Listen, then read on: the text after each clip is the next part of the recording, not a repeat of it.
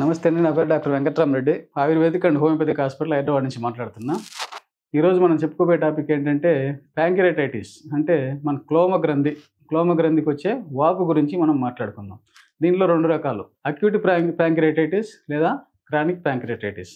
ఈ ప్యాంక్రియాస్ అనేది మన బాడీలో ఒక చాలా ఇంపార్టెంట్ అయిన ఆర్గాన్.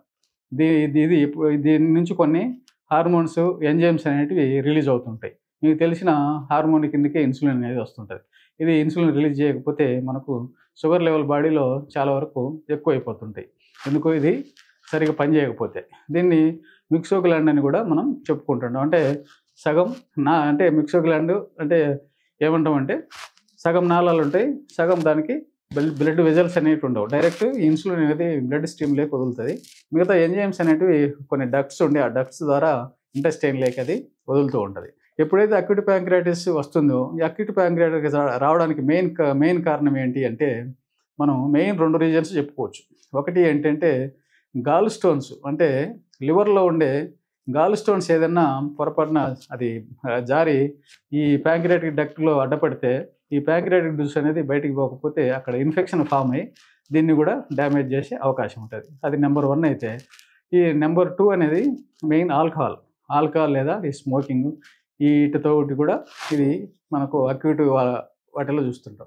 వీటిల్లో కూడా మన పిల్లలు ఇప్పుడు 20-25 ఇయర్స్ వాళ్ళకు కూడా మనం ఎక్కువ చూస్తున్నాం. ఎందుకంటే ఈ పబ్బు కల్చర్ ఇవన్నీ వచ్చినాయి కాబట్టి ఒకరిని చూసి ఒకరి పిల్లలు ఇక్కడ వాటిని ఏమంటారు, కాక్టైల్ ఏంటంటే అవి మనం తెలియదు దాని పేరు, అన్నీ మిక్స్ చేసుకొని తాగుతూ ఉంటారు. అది చాలా డేంజర్. అటువంటిది ఆ విధంగా తాగితే కూడా దీనికి చాలా ఎఫెక్ట్ పడుతుంది అనమాట.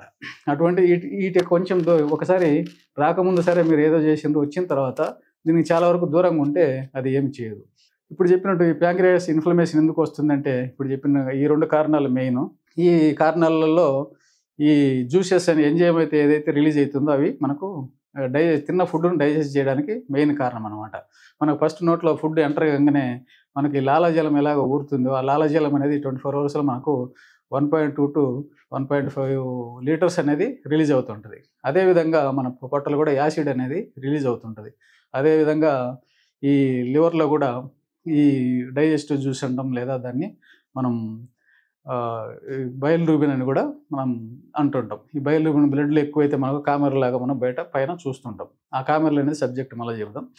ఇది కూడా మనకు ఈ ఫుడ్ను అరిగించడానికి ఇది ఒకటి అయితే, మూడవది కారణం ఏంటంటే ఈ ఎంజైమ్స్ లైపేజ్ అండ్ అమైలేజ్ అని చెప్పి మెయిన్ ఇవి మనకు ప్యాంక్రియాస్ నుంచి రిలీజ్ అవుతుంటాయి. వీటన్నిటికి అడ్డం వచ్చేది ఏంటంటే మెయిన్ రీజన్ ఇప్పుడు చెప్పినట్టు ఈ గాల్ స్టోన్ ఏదైనా నుంచి ఆ నాళంలో అడ్డం పడ్డమా, లేదా ఏదైనా బ్యాక్టీరియా వైరస్ వచ్చి అక్కడ ఇన్ఫ్లమేషన్ అయ్యి ఆ వచ్చే జ్యూసెస్కు అడ్డపడినా ఈ విధంగా మనకు ఈ జ్యూసెస్ బయటికి రావన్నమాట. వీటి మెయిన్ ఫంక్షన్ ఏంటంటే మనం తిన్నదాన్ని అరిగించడం. అంటే మనం పొట్టలో ఏదైతే పడిందో యాసిడ్ సగం భాగం అక్కడ కొంచెం దాన్ని కాల్ చేస్తే ఇంకొంచెం కిందికి వస్తే ఈ సీరం బైలిరూబిన్ అని ఇప్పుడు అనుకున్నట్టు ఆ బైలిరూబిన్ లివర్ నుంచి వచ్చే ఆ బైలిరూబిన్ ఇంకా కొంచెం దాన్ని ఈ నూనె వస్తువులు అరిగిస్తే ఈ లైపేజ్ అమైలేజ్ అంటే ఈ ప్రోటీన్స్, కార్బోహైడ్రేట్స్ ఇటువంటివి కూడా మనకు అక్కడ అరిగించి సాఫ్గా కిందికి తోసేస్తాయి అన్నమాట. ఆ తోసేయడంలో ఎప్పుడైతే ఈ రిలీజ్ కావో మనం చూస్తుంటాం. మోషన్ కూర్చున్న దగ్గర మనం దాంట్లో ఏమన్నా టాయిలెట్లో చూస్తే ఒక్కోసారి తేలి ఉంటుంది. ఆ తేలి జిగటగా ఆయిల్ లాగా కూడా మనకు కనిపిస్తుంది ఎవరన్నా అబ్జర్వ్ చేస్తే. అది ఎందుకు అంటే దీని నుంచి వచ్చిన ఎంజైమ్స్ దాన్ని సరిగా డైజెస్ట్ చేయక ఆయిల్ అనేది దానికి అలాగే ఉండి అది మనకు మోషన్లో వచ్చేస్తుంది. కాబట్టి ఆ జిగట దాంట్లో కనపడి మనకు అక్కడ తేలుతూ కనిపిస్తుంటుంది.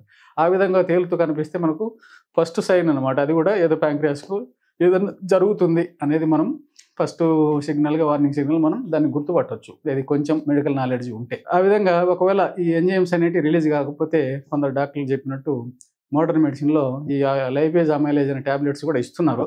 ఆ ట్యాబ్లెట్స్ ఇస్తే ఏమైందంటే దీన్ని ఏదైతే ఎంజైమ్ రిలీజ్ అయ్యి రాదో అవి మనకు మోషన్ రూపంలో ఈ విధంగా అది అరిగించి బాడీకి కావాలి కాబట్టి ఈ విధంగా బయట నుంచి ట్యాబ్లెట్ రూపంలో వేసి దాన్ని అరిగిస్తూ ఉంటారు. కాకపోతే ఇక్కడ ఏంటంటే అది ఒక్కటేస్తే యాసిడ్లో కలిసిపోయి అది మనకు పొట్టలోనే దాని ఫంక్షన్స్ అన్నీ ఆగిపోతాయి. అందుకే మళ్ళీ యాసిడ్ ఎక్కువ సెక్రేషన్ కాకుండా మళ్ళీ దానికి ఒక ట్యాబ్లెట్ ఈవోమేజ్ లాంటి ఓమెప్రజోల్ ఇవన్నీ కూడా వేయాల్సి వస్తుంది.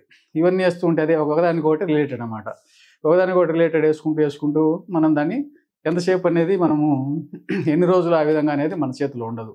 అదేవిధంగా ఇటువంటివన్నీ జరగకుండా ఉన్న కాజ్ ఏంటి, అది ఎందుకు పనిచేయలేదు అనేది ఆ రూట్ కాజ్ నుంచి మన హోమియోపతి మెడిసిన్ ఇచ్చుకుంటే రూట్లో ఎక్కడ డ్యామేజ్ ఉంది. అయితే ఒక్కోసారి ఇప్పుడు చెప్పినట్టు లివర్‌లో స్టోన్ కావచ్చు, లేదా ఒక్కోసారి ప్యాంక్రియాస్‌లో కూడా స్టోన్ ఏర్పడే అవకాశం ఉండి అక్కడ కూడా ఇన్‌ఫ్లమేషన్ వచ్చే అవకాశం కూడా జరుగుతుంది.